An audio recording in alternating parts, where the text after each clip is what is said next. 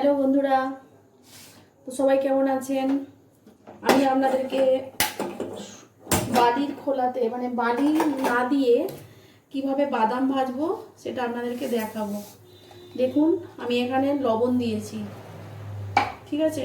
লবণ দিয়ে আমি বাদামগুলোকে ভেজে নেব, কারণ তেলেতে অনেক সময় তেল দিয়ে বাদাম ভাজলে কি হয়, তো বাদামগুলো তেল তেল কিছুদিন বেশি দিন থাকে না, গন্ধ হয়ে যায়, বেশি দিন রাখলে ভালো লাগে না। কিন্তু আমার এটা এটা আপনারা দেখতেই পাচ্ছেন, এই যে আমি কিন্তু এটা পুরো সম্পূর্ণ বালিতে, বালি নয়, এটা হচ্ছে আমার চাল, চিড়ে, বাদাম এসব আমি রেগুলার ভাজি, তো তাই এটা হচ্ছে মানে লবণটা বালির মতন দেখাচ্ছে। তো দেখুন, এই যে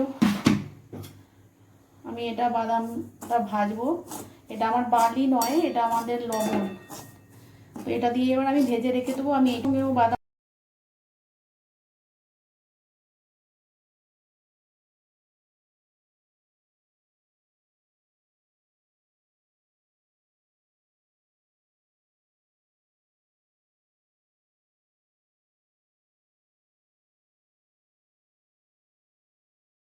তো একভাবে রেখে দিলে হবে না, নাড়াচাড়া করতে হবে লবণেতে।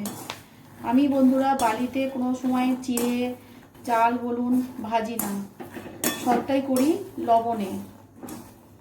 আর এটাও আমি একটা কৌটো করেছি, এই কৌটোর মধ্যে সংরক্ষণ করে রেখে দিই, যখন ইচ্ছা তখন আমি ভেজে নিই। 500 গ্রাম লবণ নিয়ে নিয়েছি, লবণেতে এটা বহুদিন যায়।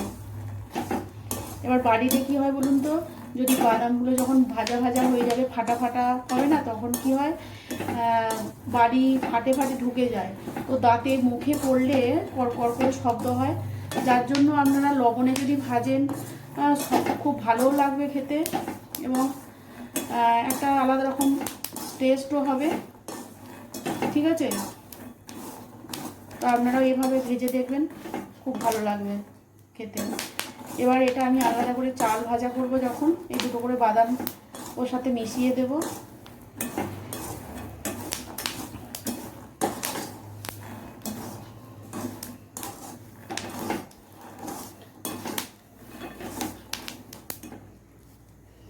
বাদাম আমার ফাটতে লেগে গেছে, ফিট ফিট ফিট ফিট করে। এটা আমাদের চাষের বাদাম বন্ধুরা, এবারও বাদাম লাগানো হয়েছে জমিতে, এটা আমার 8 বছরের বাদাম।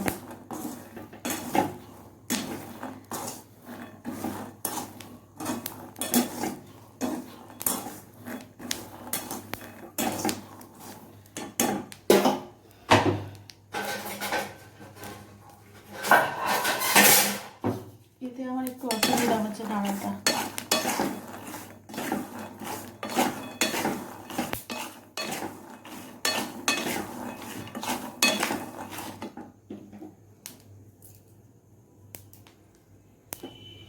এমনি বাদামটা হয়ে গেছে, কারণ রোদ্দুরটা এখন প্রচণ্ড, রোদ্দুরেতে শুকিয়ে এমনি মানে আধ ভাজা হয়ে থাকে।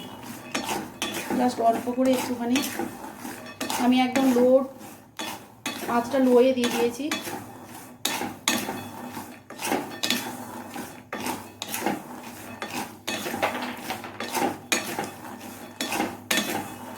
বালি ছাড়া লবণ দিয়ে সব কিছু করা যায়, চাল ভাজা করা যায়, চিড়ে ভাজা যায়, হ্যাঁ, এমনকি ফুচকা পর্যন্ত আমি ভেজিয়েছি, আপনাদেরকে দেখাইনি।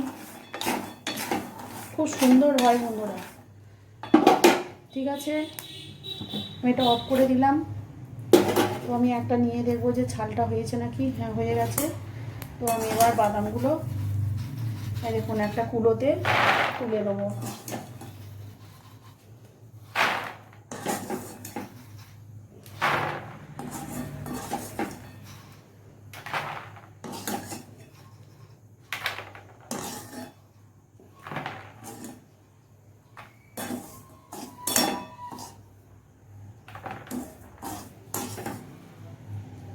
কত সহজে দেখুন বাদাম ভাজা হয়ে গেল।